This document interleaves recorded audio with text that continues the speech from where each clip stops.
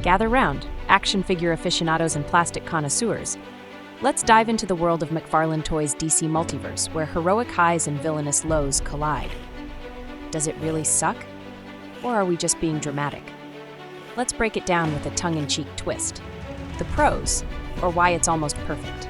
1. Sculpting so good it deserves a Renaissance exhibit. McFarlane Toys doesn't just sculpt figures, they practically summon them from the pages of comic books and video games. The detailing is so fine, Batman's cowl wrinkles might make you feel his existential dread.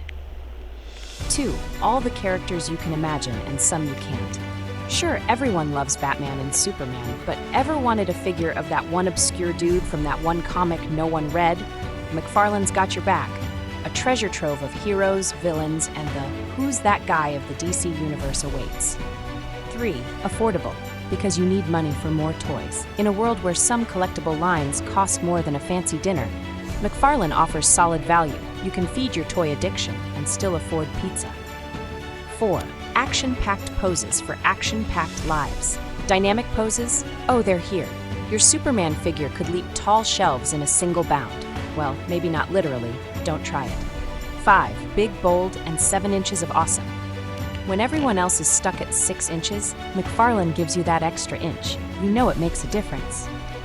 6. Accessory? Blessory. Character-specific weapons, bases, and collectible cards that make you feel like a kid cracking open a pack of trading cards. Who doesn't love a little bonus swag? 7.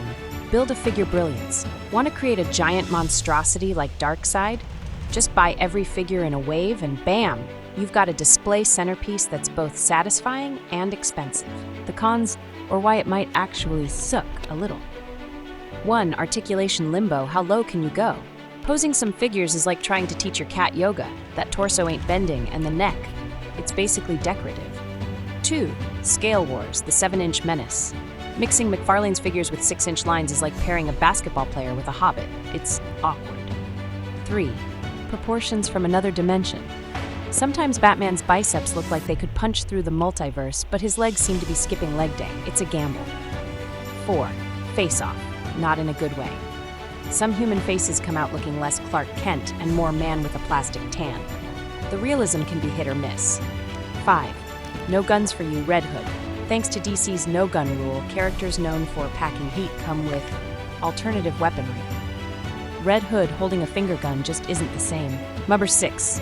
Moldy repeats. Body mold reuse is rampant. You might start seeing the same abs on every figure, and suddenly Batman's looking a little too familiar. 7. Packaging. The collector's bane. Want to keep it mint in box and take it out for a quick pose? Sorry, friend. The box isn't playing nice, and you'll need a small army of tools to open it cleanly. Conclusion. So, does it succeed or rock? If you love gorgeously detailed figures at a decent price and don't mind sacrificing a bit of articulation, McFarlane Toys DC Multiverse is your dream come true. But if you're all about perfect poses and flawless scaling, be prepared for some frustration. In the end, whether it sucks or not is a matter of how much joy you get from staring lovingly at your shelf of plastic superheroes. Either way, it's still cheaper than therapy.